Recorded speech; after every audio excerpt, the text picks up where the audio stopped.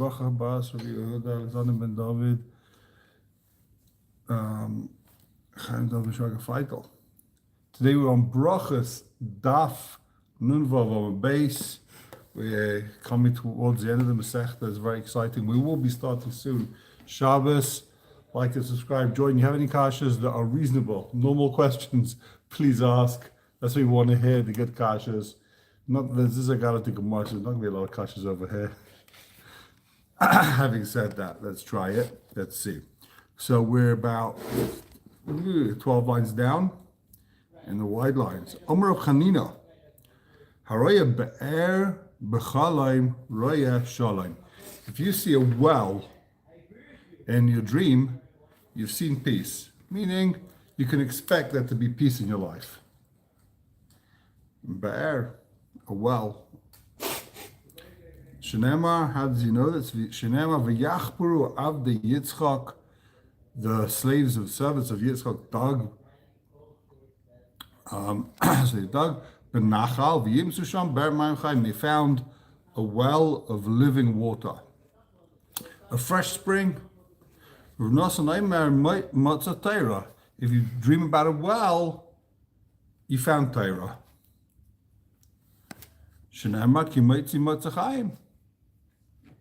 It says of Yimtzu Be'mayim Chaim, and it says, what does it mean to find something? What do people find? You find Torah. If you found Torah, if you dream about a well, it means you got life. You have long life, a healthy life. The well represents life. Amar Rabbi Chanan, says Rabbi Chanan, Shleisha Shleimays Hein. There's three dreams that represent peace. If you dream about three things, it means you're going to have shalom bayis. What are the three things? Peace in the world, peace in your house, whatever the peace means. The gemorah is not clear. Nahar, a river. Tzipor, a bird. V'kedera. And a kedera is a pot. Nahar, the river, the chsiv, hini noite alea kana shalom, like a peaceful river. Tzipor, a bird, the chsiv kitzipor ma'afes ken yagen Hashem tzivokos, like a bird flies, Hashem will protect you. Kedera, the chsiv, Hashem tishbait shalom. Hashem judges peacefully. And the word safa, tishbait, it means like lips. So the lips, a pot has lips, and therefore you pour from a pot. It's talking about a pot. We're talking about a pot that doesn't have meat cooking inside of it. If there's meat cooking inside of it, no good. Question is what on earth does a river, a kettle, and a bird have to do with it? And actually, I think Reb Feldman has a book called River, Kettle, Bird. It talks about how a person is supposed to achieve peace in marriage. And he says there's three daggers of peace, there's three stages, or three different methods that people have. So I think I read the book many years ago, part of the book. I'm not going to. Basically, what he claims is a river is the most basic level. A river is something that connects between, I think this is what he says, a river connects between two cities. The cities stay separate. You and your spouse, you stay apart. You stay distant from each other. But there's trade, there's business, you connect with each other, stuff happens, but you're able to stay completely apart. I saw other Mefarshim explain, because a river, classically, take a look at the Litany River, you got Israel, you've got up north, whatever it is, Lebanon, and the river is a natural border, separating between two sides. That's one pshat. So the river creates natural peace. It's a border. You have to go over it to fight with the guy. So you and your spouse, you stay separate, but you're not together, but there's peace because there's boundaries. You create the boundaries, you don't step over the line, I don't step over the line, we get it on. A bird, right?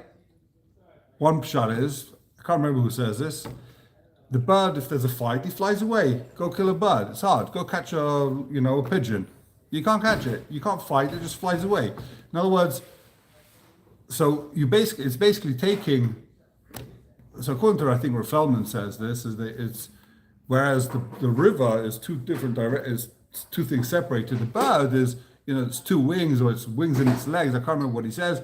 It's using both together, it's one thing, and actually, It can go around, it can go everywhere. It's much more productive than just the rivers going in one direction.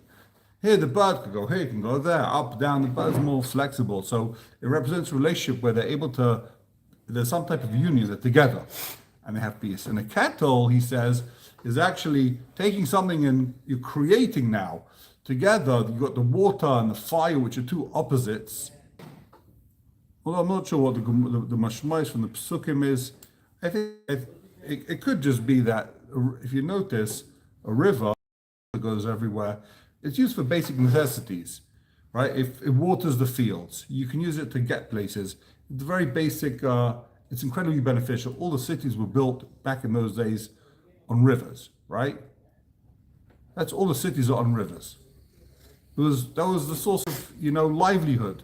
So basically, there's one type of relationship where you're there for each other. You work, she cooks, she works, you cook. You're there for each other, you work together. That's what the river represents, just practical benefit. The bird, on the other hand, is a whole different level. A bird, it sings. The bird's improving the beauty of the world, the beautiful birds. Birds never fight. There's no poisonous birds. Birds symbolizes peace because they're just a peaceful creature and they're adding beauty and they're chirping. And there's also communication. Birds don't stop talking with each other. That's what the bird represents. The bird represents communication and actually making the other person happy, singing, making the life beautiful. And the kettle, I don't know what kettle represents. The kettle represents, I guess it's the same idea as Reb Feldman says, that you take something and you change it, you improve it. You're cooking something and you're upgrading it, you're improving it. The reason why I would say that it's about improving it is because look at, if you dream about meat, that doesn't count. Why? Because meat's something that you didn't have, right? You couldn't eat the meat, and now you can eat it. You cooked it, now you can eat it. So that's not what the kettle represents. It doesn't represent fixing things, making something better, make something doable. So what are you cooking if not for meat? Water, vegetables, fruit, all these things you can eat without cooking it normally, right? You're improving it, you're upgrading. It's about upgrading and trying to make everyone's better. Okay, let's keep going. River, kettle, and bird. Read this book, it's very interesting. It didn't help me if you want to know. Right. So now, says the gemorah, Amar of Chanino. Sorry, B'nei Shein Babasa Shaninu. Uparshu kasha b'seir ukabasa b'toich kalachas. That's the pasuk he brings. So maybe the idea is that if you're cooking meat in the pot, it's on someone else's cheshbon, it's on this cow's cheshbon, so that doesn't represent peace. Peace is represented by the fact where everyone benefits. Not that even an animal that suffered, that's not peace. Peace is where it's good for everyone. This is a gemorah. If you see a river in your dream, you should get up and say, you should say that verse. Here I am, something on you, noita, leaning to you, kana shalom, like a river of peace. Before you say a different pasuk, like a narrow river comes. So if you see a bird in your dream, you should get up and say, like a bird that flies we should be protected. The implication of this pasuk is that the bird is symbol for peace because it can fly away, you can't harm it. In other words, you have a fight with your wife and you run away, you're able to avoid it, you're able to avoid machlokes, you're able to avoid shalom. It happens to be that yesterday, I've never seen this before, 2 days ago it was now, I was driving down the road to Beitar, and right in front of my car, I've never seen anything like this in my entire life, shocking, a huge eagle flies right in front of my windshield. Wow. Now this thing was like 3 meters big. Like I Googled it to make sure, like, could that even be? And yeah, there's eagles that are 3 meters big in Israel. The thing covered my entire windshield. It was the most beautiful and scary thing I've ever seen in my life, probably. It was like, wow. Anyway, so I'm not sure if we're dreaming about eagles over here or just regular birds. Did you say the pasuk? I didn't say the pasuk. It wasn't a dream. This was real. And the proof was my wife was there, and I said, "Did you see that?" She's like, "Yeah, kind of." I was looking away, I missed it. Anyway, amazing. I didn't realize how powerful these things are. They look like, wow. I guess if you're watching from America, you know what these things are. You see them all the time, probably. I don't know. I've never seen it. I've seen them from miles away. It seems just like huge. I thought it was a plane. I thought it was like the size of a plane coming right in front of me. Amazing. Anyway, says the gemorah. So you should say this pasuk ktzipa afis kenyogen, like the bird protects. Kodesh gemena pasuk kacha. Before you say the different pasuk, ktzipa neideres min kana, like a bird that has to fly away from its nest. Harei kader b'chalam. You see this pot, this vessel in the dream. Yashkim v'yema Hashem tishbait shalom lanu. Hashem should judge for us. I think that's what the shofar is. It doesn't mean judge, because it comes from the word lips, whatever that means. His lips should Hashem tishbait shalom lanu. Koydem shikmena pasukachas sofais sir sofais. Okay. Harayad novel b'chalim. Someone sees grapes in his dream. Grapes, nusagya. You see grapes. Yashkim v'yema kanavim b'midbar, like grapes in the desert. Kodesh shikmena pasukachas. Before you say a different pasuk, and veimwa in veirosh. Harayah ha b'chalim. If you see a mountain in your dream, Yashkim v'yema, you should say the following pasuk: Manavu alaharim. Ragli. How beautiful is the mountains under my feet. Before you say this other pasuk, the mountains I sat and cried and wailed. So each one of these, anything you see, you can either say the good pasuk or the bad pasuk. So you should always try. I think what it means is like this. You should say this good pasuk because maybe you'll be reading afterwards in the Navi, and you'll say the bad pasuk, and that's going to create a fruition. That's going to make your dream go towards that direction, the bad direction. So as soon as you see the dream, you get up, say the good pasuk. Oh, because it's according that to the way interpretation. that way you've kind of interpreted the dream. This kind of goes a little bit against what Taisa says, because remember Taisa says that not everyone can interpret a dream. You have to have the muzzle, right? It depends on which muzzle you're born in. There's no downside. So here, I guess, so you're saying there's no downside. You might as well try it, right? It seems to me like it's quite a serious business. You're going to say this pasuk. Don't play games with it, right?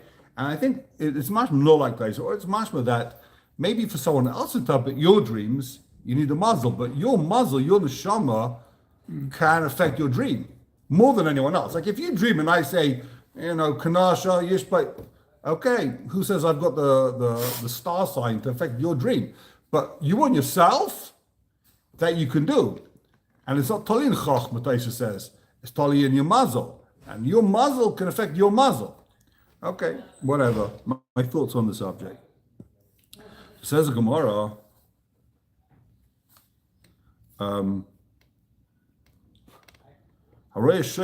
someone sees a shofar in his dream, Mashkin, v'yemai, you say the pasuk, you talk about shofar gadol. It will be on that great day, let it be soon, let it be today.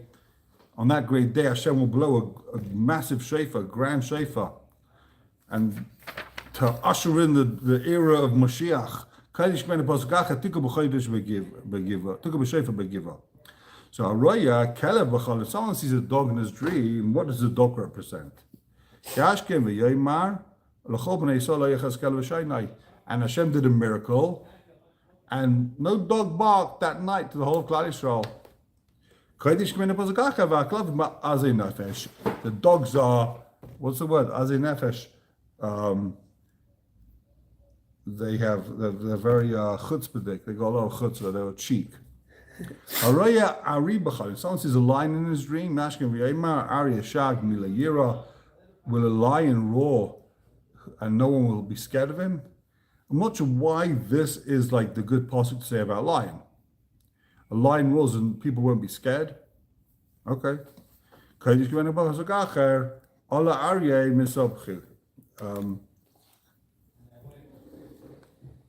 Ila Aryeh Misavchai. How does the pasuk go? Something like this. Hold on. Ola Aryeh Musubachai. Okay. So that's what you say if you see a lion. I had a friend who always told me he kept seeing lions in his dreams. I don't know what it meant.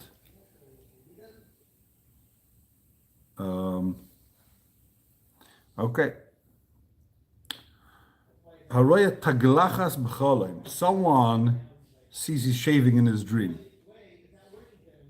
Well, you see someone else shaving. Yashkim v'yoyme v'galach v'yachav s'moisav. A pasuk about Yosef, when he came out of the bar, he shaved, they changed his clothes. Kodesh k'vay the pasuk acher, im galachti v'savim meni koichi. Haroya b'er b'cholim. Someone that sees a well in his dream, Yashkim v'yoyme b'er ma'im chayim, you say this b'er ma'im chayim, kodesh k'vay the pasuk acher, kakir bir meimel. If someone sees a reed, a beam in his dream, Kana Rutzait Lo Yishover.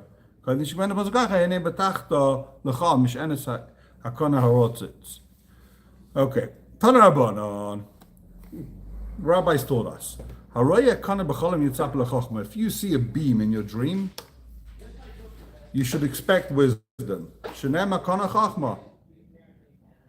In other words, kana is a beam. The kana also means to buy, right? So the verse that talks about buying chacham, buying wisdom, what does the verse say? It says, Reishis chachma, kana chachma, knei chachma, v'chal kinyancha knei bina. The first thing you should do, the first line of wisdom is buy wisdom, pay for it. Don't just expect to be chacham, pay for a teacher, knei chachma. Knei, buy wisdom. So if you see a kana, it sounds like knei. It's the same letters, the same word. A beam is called a knei, a kana. So if you see a beam, so you see from here interesting insight in dreams, right? Your neshama is trying to tell you something, but it's not going to. How do you tell someone buy something? Go buy Torah, right? So it'll use a word that can be two things. It means also a beam, and it also means purchase. So you see a beam, but it doesn't mean beam, it means purchase. And we're going to see in a minute that it doesn't. It also depends on what language you use in your town and what your sprach is, how you talk, what you say. So your dream doesn't necessarily, your brain that's giving you this information from your soul doesn't know how to say certain things. So it's going to use the same, it uses the same icon for different things, right? You see konim, if you see a bunch of beams, yitzapel bina.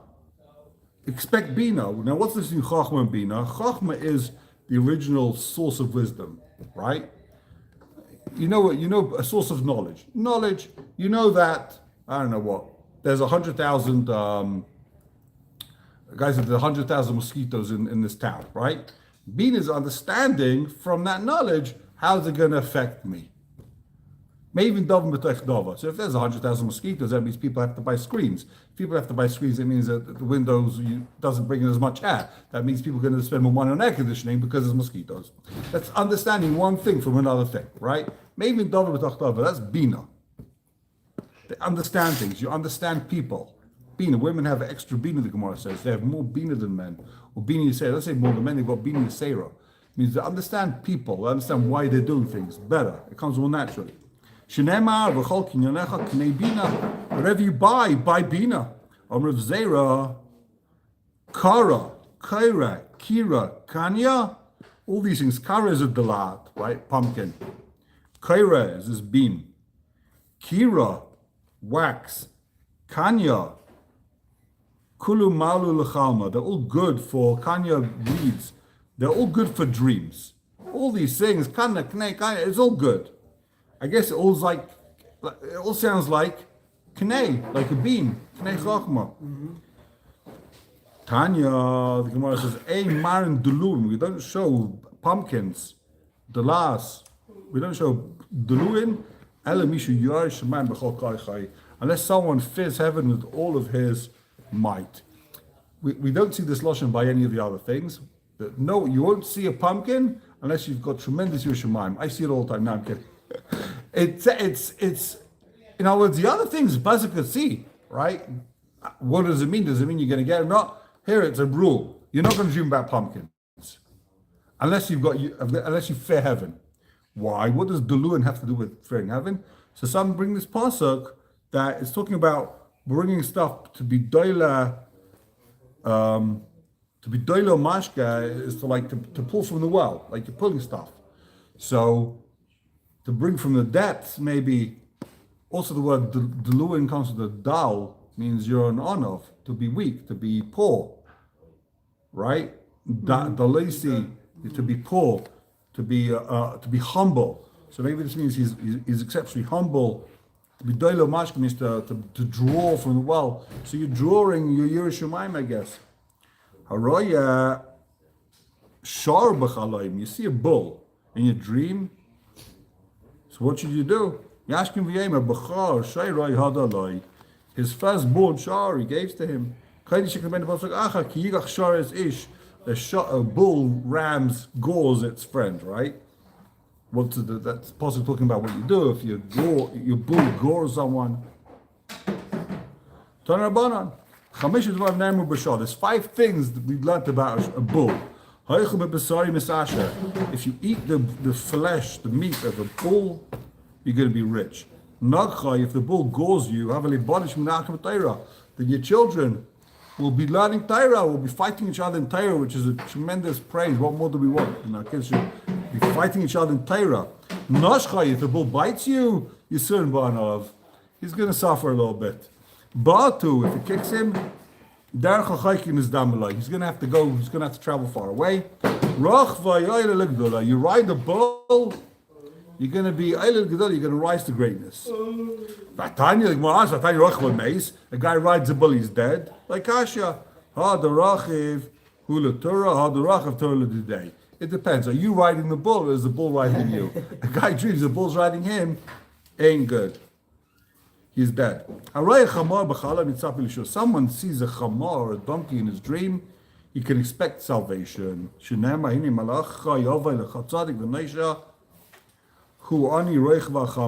Apostle is talking about Mashiach. The Mashiach is going to come on a donkey. He's a poor man riding a donkey. So the donkey represents Yeshua, Mashiach coming, salvation.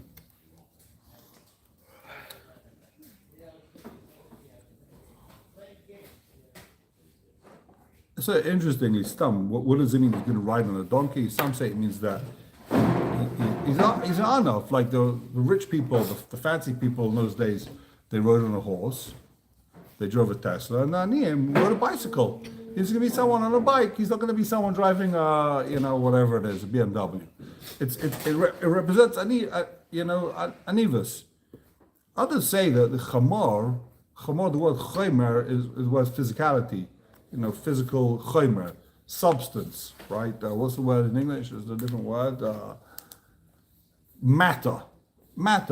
And the ruchnius, when you're riding the donkey, means you're in control. He's l'mayla from matter. He's above physicality. He's above gashmis. He's riding the gashmis. But that means it doesn't mean that he can do miracles. Maybe that's what it means. But it means that he's not mugushav. He's not physical. He's very spiritual and he's not nimshachach. It's tivus.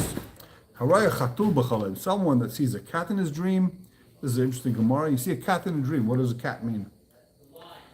If it's in a place where you call a cat shunra, nasis shira. No, they're going to sing to you nicely. It's a good sign. You'll be singing beautifully. Shunra like shira. Shinra, if it's in a place where they call a cat shinra, nasis shinura, he's going to have a bad change. So you see from here that it depends how words are pronounced in your town, whether that thing you see is what's going to happen.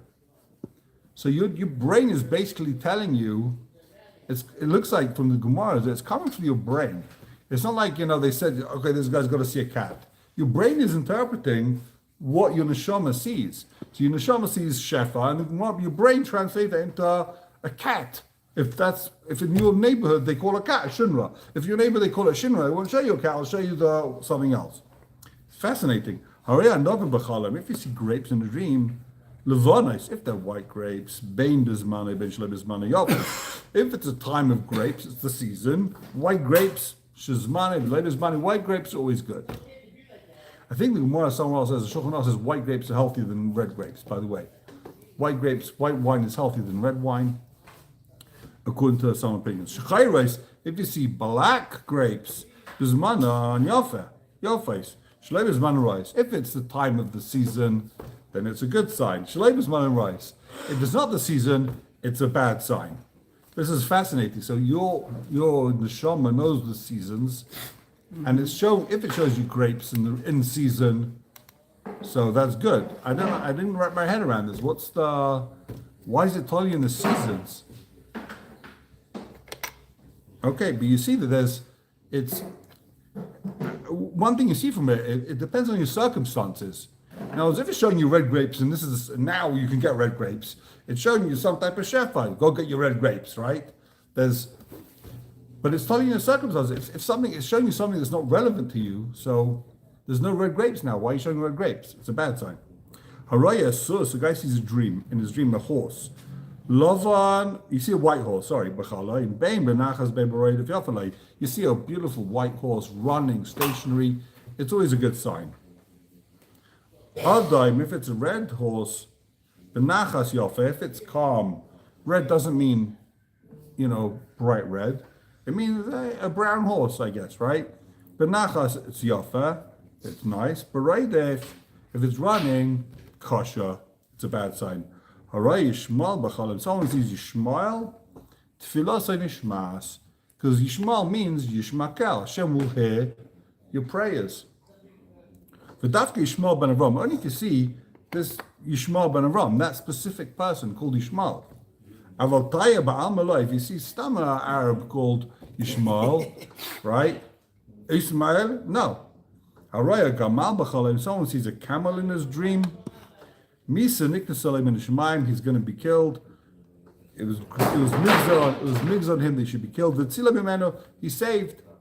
I guess why? What's pshat? Because that's a nice pshat. We're going to see in a second. They bring two other psukim. Amar of Chabar Rabbi Mike Rod. It says in the pasuk, "Anoich ered imcha Mitzrayim." I'll come down to Mitzrayim. I'll take you up gamaloi. I'll also bring you up gamaloi. It sounds like gamal. So taking up from Mitzrayim is a good sign. You'll be saved. He'll save you from Mitzrayim. He brings a different pasuk. Okay. Also, it's interesting that the camel, it's like got water stored in its back, right? In its hump. I don't know what but it's got fat in there and whatever it is. It's being saved from death. It's like walking around with you don't see this by any other animal. Mm-hmm. It's like security patch strapped onto him, right? Someone sees Pinchas in his dream, miracles happening to him because Pinchas was saved from Zimri. He went in, he was saved by a miracle. Someone sees an elephant in his dream, incredible things are going to happen to him. Pilim, you see a bunch of elephants, pile plies, wonders of wonders will happen to him. I heard pshat from Rav Tzvi Chashan. What's pshat? Beautiful pshat. What's pshat? If you see an elephant in your dream, you'll have what's it called? Because pill sounds like pella, so why is pill called a pill? What's pshat? Why is the elephant more wondrous than any other animal? So when we say Asher Yatzar, he does wonderful miracles, right? Mm-hmm. That's what it means. Mafli Lasis, he does wonders. He does wonderful miracles. So the Torah explains, what's the most wonderful miracle that we can all witness every single day? The Torah says this is the pshat of the bracha, as he says every day, at least once normally. Mafli Lasais, he connects the ruchnis and the gashmias. He puts a neshama in a physical body.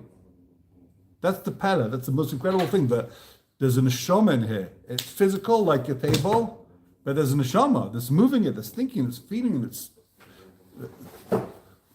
And where does that happen?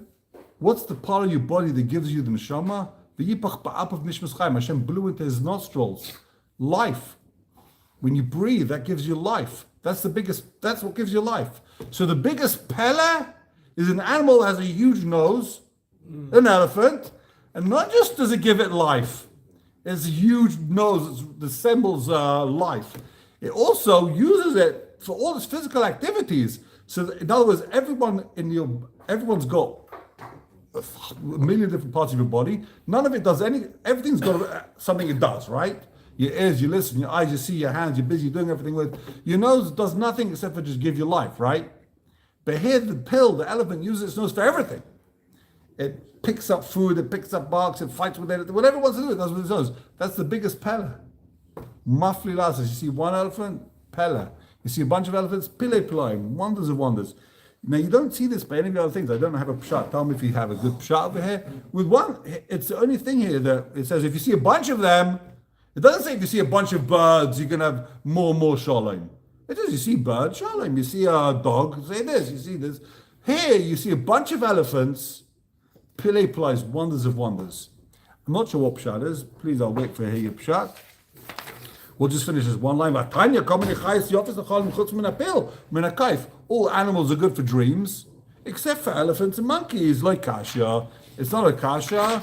Why is it not a kasha? Kan. It depends if the elephant has on it a ukuf on its back. If it's got a harness, what they call the thing you put on the horse's back? A saddle. If it's got a saddle, it's good for the dream. If it doesn't have a saddle, it's not. Meaning, so what they explain is that, some explain, because if it's a saddle, it means it's a domesticated elephant that hangs around your house. Or, if it doesn't have a saddle, it's not domesticated. Okay, we'll have to end over here. Have a wonderful day. Shkoyach.